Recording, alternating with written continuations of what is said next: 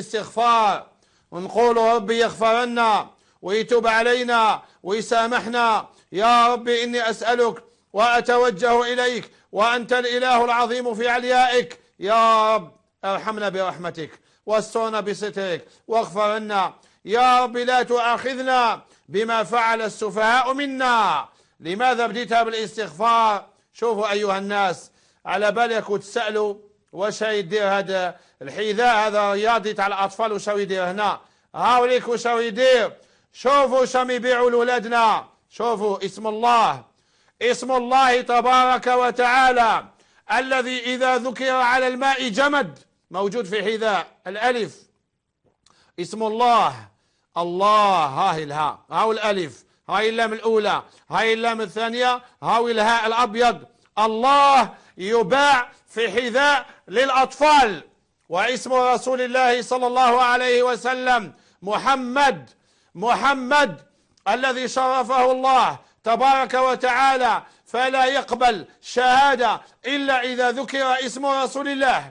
بل إن آدم عليه السلام لما ارتكب المعصية وأكل من الشجرة سأل الله تبارك وتعالى فقال: اللهم إني أسألك بحق محمد إلا ما غفرت لي. فقال الله له: يا آدم وكيف عرفت محمد ولم أخلقه؟ قال: يا ربي لما خلقتني ونفخت في من روحك رأيت مكتوبا على قوائم العرش: لا إله إلا الله محمد رسول الله، فعلمت أنك لم تضف إلى اسمك إلا أحب الخلق إليك. قال: يا آدم قد غفرت لك. اسم رسول الله يكتبوه في حذاء ويبيعوه للأطفال.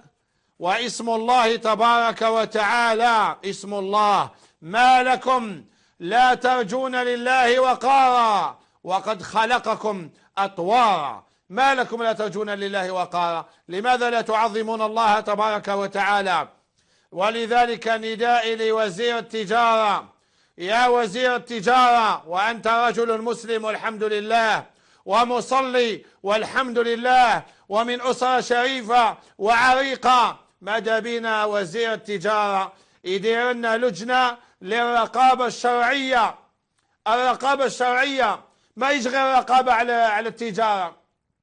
الآن يروح إنسان إلى الصين وهذا حذاء مصنوع في الصين، ها هو مصنوع في الصين، ها هو اسم الله واسم رسول الله، يديروه للأطفال باش يعفس عليه، باش يتربى طفل وهو يعني لا يقيم لله وزنا ولا لرسول الله وزنا. وزير التجارة ماذا بينا؟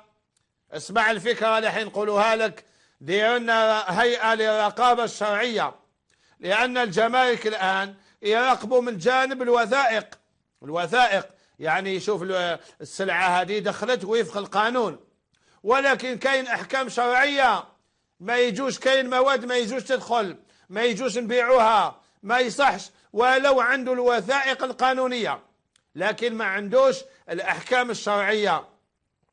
أنا حكينا أم يجيبوا مواد محرمة شرعا وما نقدرش نسميها يعني، ولكن العلماء يعرفوها. ماذا بينا مع الجمارك نديروا هيئة للرقابة الشرعية تراقب هذه الأمور. كيف يجيب لنا حذاء من الصين